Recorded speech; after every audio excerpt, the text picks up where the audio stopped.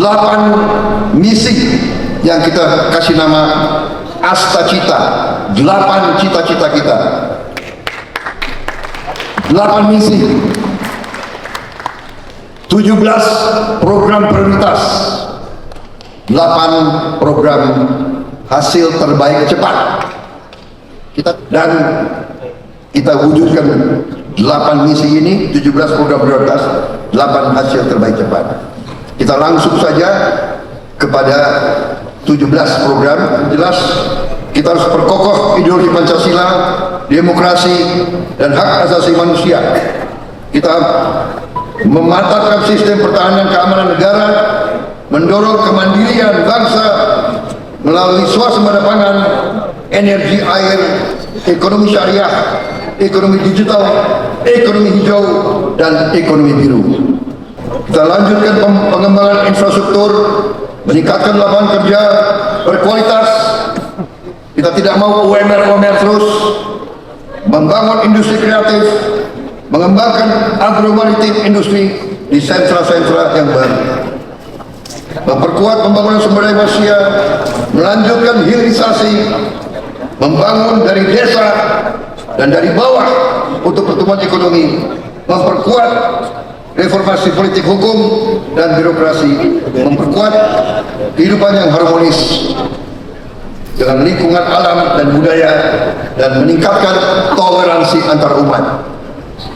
Akan kita sampaikan, saya lanjut kepada 8 program hasil terbaik cepat. Saudara-saudara, untuk mewujudkan itu semua, kita telah mengidentifikasi 8 program hasil terbaik cepat. Tentunya kita akan lanjutkan semua pembangunan infrastruktur desa dan kelurahan, bantuan langsung tunai, menjamin rumah murah untuk rakyat yang membutuhkan, dan yang paling pokok, kita akan memberi makan siang dan susu di semua sekolah dan pesantren untuk seluruh anak-anak kita, dan bantuan gizi untuk anak balita dan ibu hamil. Pekerjaan kebangsaan bukan hanya satu orang.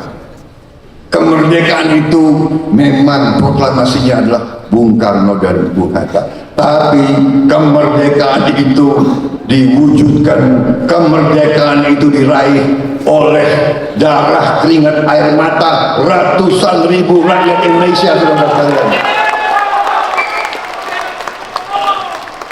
Oleh orang-orang yang tidak kita kenal, pahlawan-pahlawan yang kita tidak tahu, mereka yang mengorbankan diri, mereka yang tinggal tulang-tulang berserakan, mereka yang membangun republik ini, saudara sekalian.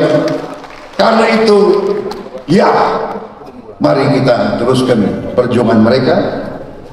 Mari kita sadar bahwa meneruskan pembangunan suatu bangsa bukan pekerjaan 1-2 orang. Karena itu saya menerima kehormatan ini dan saya bertekad mengajak, menyusun tadi apa yang disebut oleh Kang Emil, kekompakan tim. Kita akan menyusun tim yang terbaik untuk menjalankan tugas suci membawa Indonesia menuju kemakmuran, menuju negara yang berhasil. Saudara-saudara sekalian, inilah nanti tugas kita bersama. Tim yang akan kita bangun, tim itu akan terdiri dari putra putri yang terbaik dari bangsa Indonesia, putra putri yang terbaik dari bangsa. Inilah tugas saudara-saudara dari partai-partai Koalisi Indonesia Maju. Tolonglah carilah putra putri terbaik itu. Mari kita susun tim yang hebat di tingkat nasional, di tingkat provinsi, di tingkat kabupaten dan kota. Mari kita susun, mari kita menyongsong masa depan yang gemilang, Indonesia yang makmur, Indonesia yang hebat, Indonesia yang berdiri di atas kaki kita sendiri.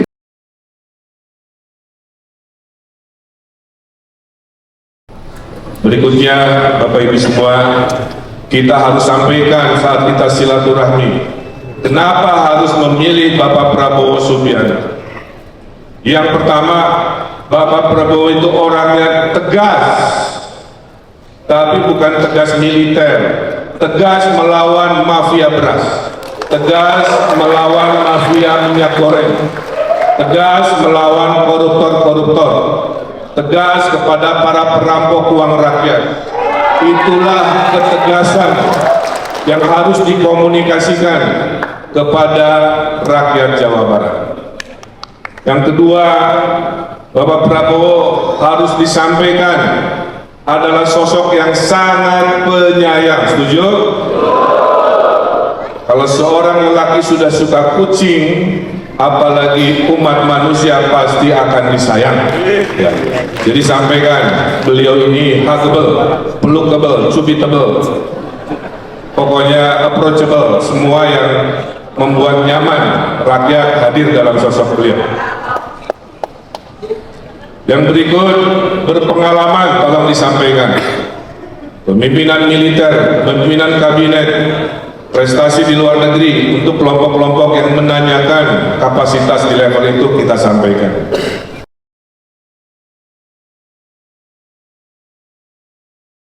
Dan di hadapan tokoh-tokoh Jawa Barat, saya secara pribadi ingin menyampaikan rasa terima kasih saya, Bapak Prabowo, sosok yang menemukan Ridwan Kamil untuk menjadi wali kota dan seterusnya adalah Bapak Prabowo Subianto. Izinkan saya berbakti, Pak, di waktu ini untuk membayar semua kebaikan Bapak kepada saya khusus.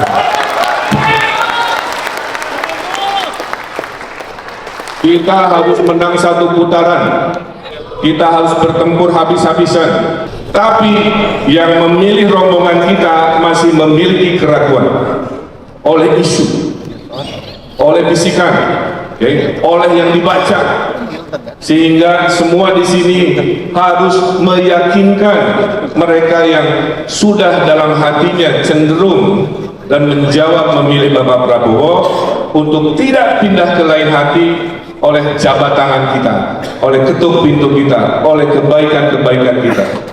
Paham ya? Itu caranya. Sehingga target kita, Pak, minimal 60%, insya Allah lebih menurut hitungan survei ini.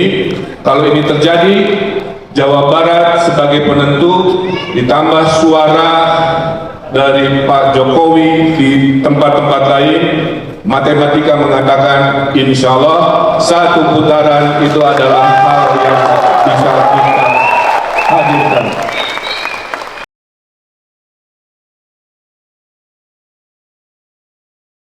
Saya kasih tahu rumusnya. Orang Jawa Barat senang dijabat tangannya, orang Jawa Barat senang diketuk pintunya, orang Jawa Barat harus disentuh hatinya dengan silaturahmi. Jadi Bapak Ibu, khususnya para calon legislatif, kita harus menang dengan cara yang khas Jawa Barat, yaitu silaturahmi. Murah tapi melelahkan. Makanya saya doakan semua sehat-sehat walafiat. Dan saya sudah titipkan, Pak, di Jawa Barat kita kampanye kebaikan, tidak boleh menjelek-jelekkan pasangan-pasangan lain. Setuju? Cara yang baik akan melahirkan keberkahan, cara yang buruk akan melahirkan kemudorotan. Jadi kita TKD memerintahkan semua Fastabibul Khairat campaign, berlomba-lomba dalam kebaikan.